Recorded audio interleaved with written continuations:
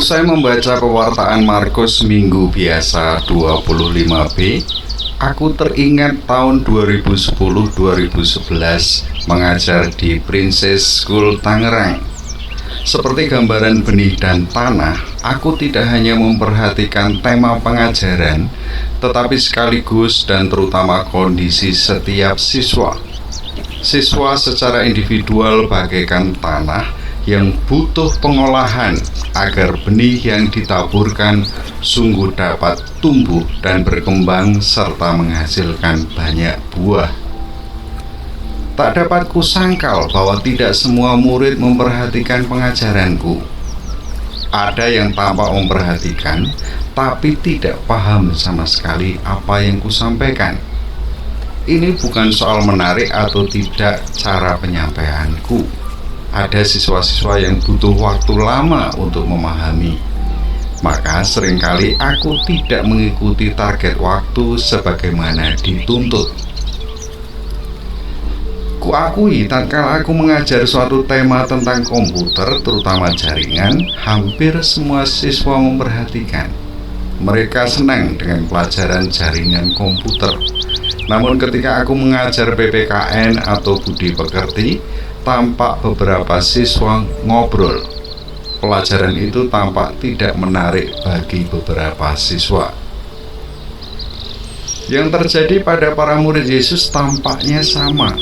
Dikatakan Markus bahwa mereka tidak paham apa yang diajarkan Yesus tentang anak manusia yang akan dibunuh dan bangkit pada hari ketiga. Tidak dijelaskan secara detail oleh Markus, tetapi kurang lebihnya sama dengan para siswa di Tangerang. Mereka tidak tertarik dengan materi yang disampaikan oleh Yesus. Boleh jadi mereka mengalami kesulitan tersendiri untuk memahami, sehingga butuh waktu lebih lama untuk memahami ajaran Yesus.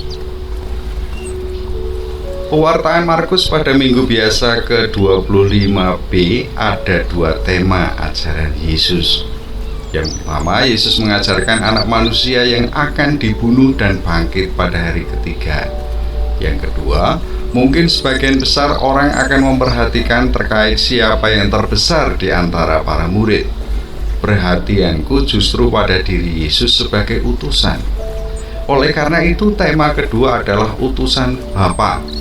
Kedua tema berbeda dan berbeda konteks ruang dan waktunya. Namun karena disatukan dalam perayaan Ekaristi, aku berusaha menyatukan keduanya menjadi satu kesatuan pemahaman. Tema pertama dapat dikatakan sebagai pernyataan diri Yesus kepada umat manusia sebagaimana sudah dinubuatkan oleh para nabi.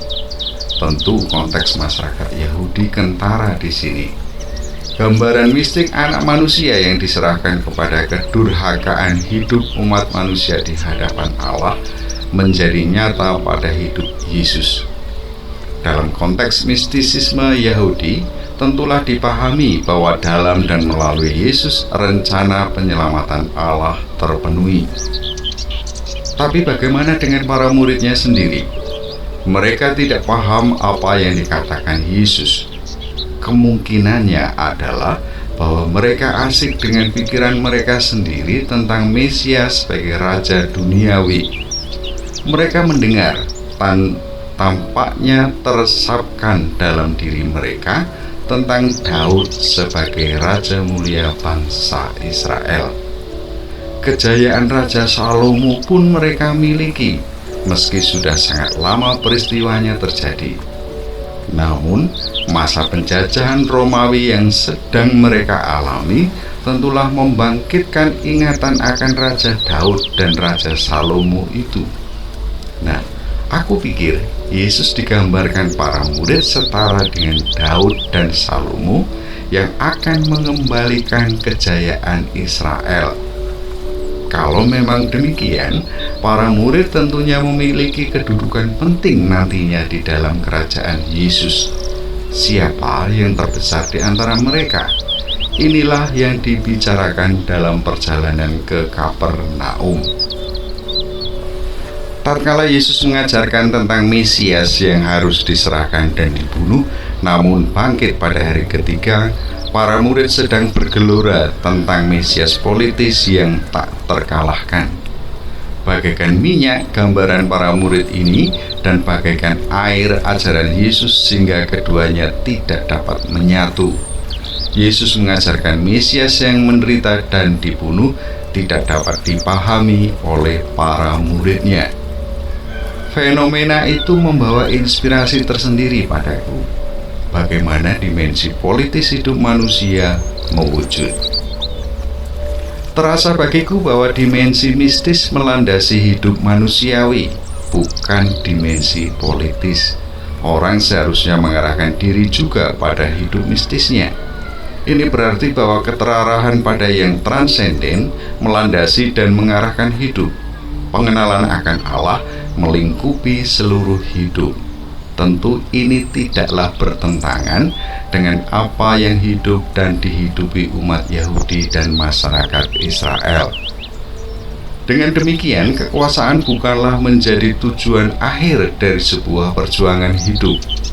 Kekuasaan haruslah diletakkan dalam kerangka kuasa ilahi yang menghendaki kesejahteraan seluruh rakyat, bukan sebaliknya, seluruh rakyat demi kekuasaan untuk kesejahteraan individual. Dengan demikian, pencapaian kekuasaan tentulah menghindari jalan kekerasan dan penyingkiran orang-orang. Kekuasaan menempatkan orang per orang pada pencapaian kesejahteraan menyeluruh. Peristiwa kebangkitan Yesus merupakan dobrakan ilahi atas ketidakadilan terhadap martabat hidup umat manusia. Satu orang sangatlah berarti bagi Allah. Tidak ada yang berakhir dengan perendahan martabat manusia yang dicintai oleh Allah. Maka siapa yang terbesar adalah mereka yang menjadi terkecil. Ini harus dipahami dalam konteks perutusan. Yesus merupakan utusan. Yesus diutus oleh Bapa. Kehadiran seorang utusan merupakan kehadiran yang mengutus. Oleh karena itu, kehadiran Yesus merupakan kehadiran Bapa.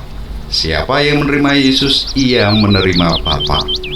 Sebagaimana Yesus menjadi kecil di antara manusia, siapapun yang menerima Bapa akan menjadi kecil sebagaimana Yesus.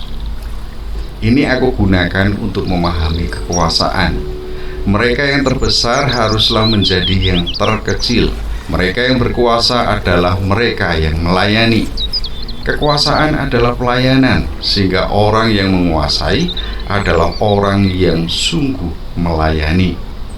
Semua kuasa yang dimiliki diperuntukkan bagi kesejahteraan seluruh yang dilayani. Yang dilayani adalah mereka yang dikenai oleh kekuasaan. Ini kiranya selaras dengan prinsip demokrasi, di mana kekuasaan ada di tangan rakyat. Ya, yang berkuasa sebenarnya adalah rakyat. Kekuasaan terumuskan pada tatanan nilai sebagaimana dalam rumusan konstitusi dan perundang-undangan. Maka, kekuasaan dapat dipahami sebagai perutusan. Mereka yang berkuasa adalah mereka yang diutus. Sebagaimana kehadiran seorang utusan, kehadiran mereka yang berkuasa tentulah menghadirkan rakyat yang mengutusnya. Dalam arti sempit, aku memahami bahwa mereka yang berkuasa juga adalah bagian tak terpisahkan dari rakyat, bahkan rakyat yang diperintah dan dikuasai. Dengan demikian, keberadaan hidup penguasa haruslah mencerminkan keberadaan hidup rakyat seluruhnya. Dalam pengajaran dan hidup Yesus, kehendak Bapa terpenuhi. Apakah dalam pengajaran dan hidup penguasa, kehendak rakyat terpenuhi? Yesus menjalankan amanah dari Bapa. Apakah penguasa memenuhi amanah rakyat? Dengan alam pikiran semacam itu, aku berpikir bahwa penguasa haruslah memperjuangkan kepentingan seluruh rakyat. Sebagaimana Yesus, penguasa seharusnya total dalam pelayanan hingga menyerahkan hidupnya bagi kesejahteraan hidup rakyatnya. Sebagaimana Yesus, penguasa mengutamakan keselamatan rakyatnya.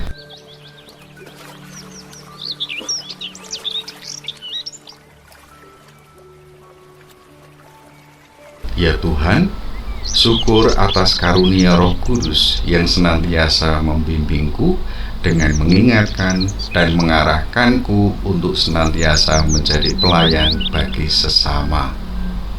Amin.